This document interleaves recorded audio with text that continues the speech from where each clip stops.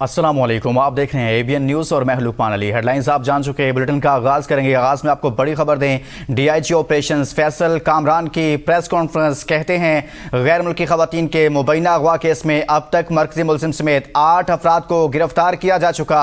15 को अगवा की पहली कॉल 1 जुलाई को स्पेन से की गई। इस मामले से मुतल्लिक दूसरी कॉल 2 जुलाई गाड़ी के एक्सीडेंट की जगह से की गई जिसमें इन खवातीन को ले जाया जा रहा था। फैसल कामरान ने बताया कि एक घर पर छापे के दौरान अहले खाना ने बताया कि मुलजिम नायब वज़ीर आज़म इसहाक डार के रिश्तेदार हैं, लेकिन बड़ी शख्सियत से ताल्लुक सामने आने के बावजूद आला पुलिस अफसरान ने कानून के मुताबिक कार्रवाई जारी रखने की हिदायत दी। वज़ीर आला पंजाब की हिदायत थी कि केस की तमाम कार्रवाई मेरिट पर की जाए।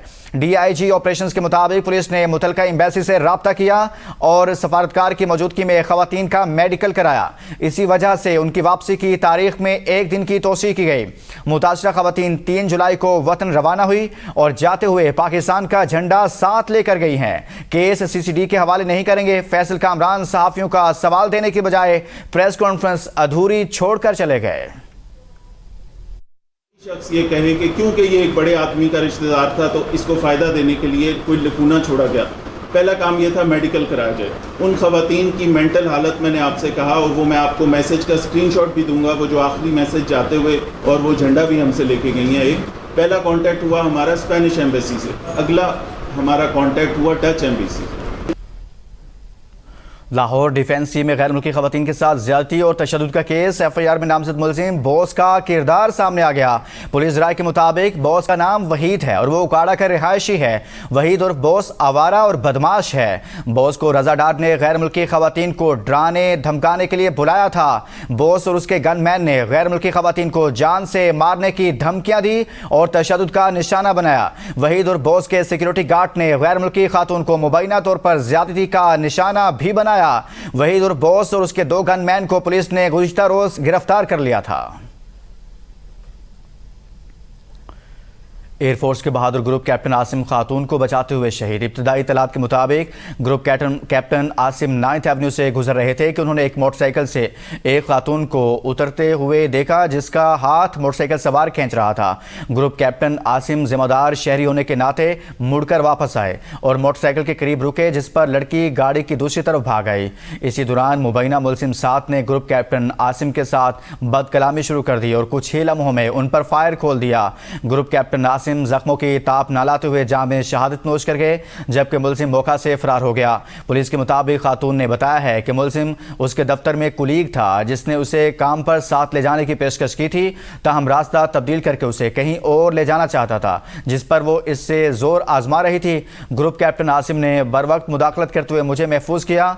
इस वक्त कानून नाफिज करने वाले इदारे मुलजिम की गिरफ्तारी के लिए कार्रवाइयां कर रहे हैं। ग्रुप कैप्टन आसिम शहीद ने सोगवरान में बेवा बेटी बेटा छोड़े। ग्रुप कैप्टन आसिम की कुर्बानी को मुल्क भर में खिराज तहसीन पेश किया जा रहा है।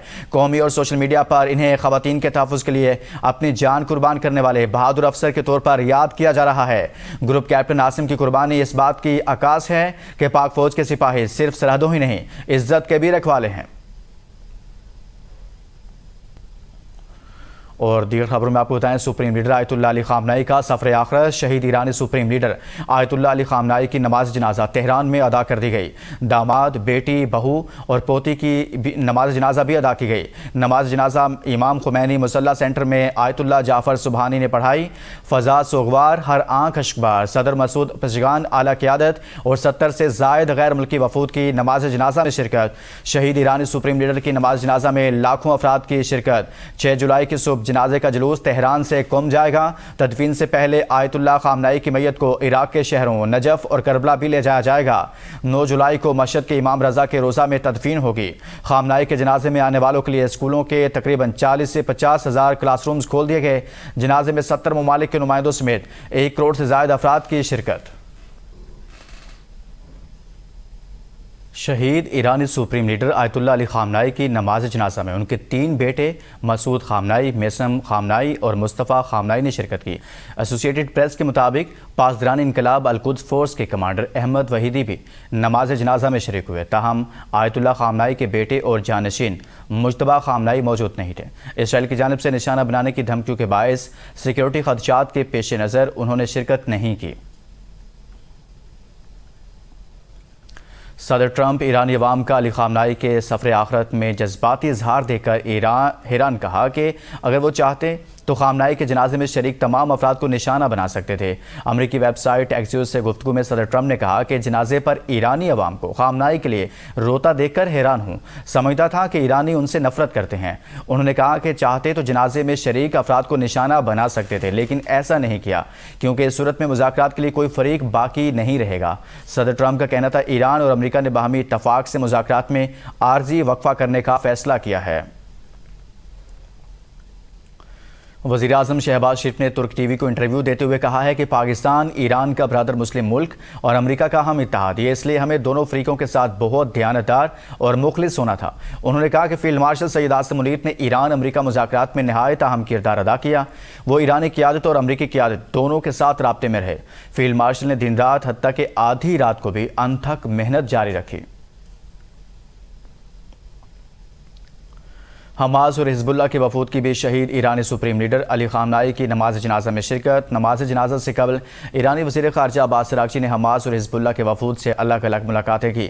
ایرانی وزارت خارجہ کے مطابق حماس کے شورا کونسل کے سربراہ محمد دریش کی قیادت میں وفد نے خامنہئی کے انتقال پر تعزیت کی اور غزہ کی صورتحال پر عالمی رد عمل کو تباہ کن قرار دیتے ہوئے اسرائیل کو جواب دہ ٹھہرانے کا مطالبہ کیا۔ عباس اراغچی نے وفد کا شکریہ ادا کرتے ہوئے فلسطینی ریاست کے قیام کے لیے ایران کی حمایت کا اعادہ کیا۔ اراغچی نے حزب اللہ کے وفد سے ملاقات میں کہا ایران امریکہ کے ساتھ طے پانے والی مفاہمتی یادداشت کے مطابق لبنان میں جنگ کے خاتمے کے لیے اپنی کوششیں رکھے گا۔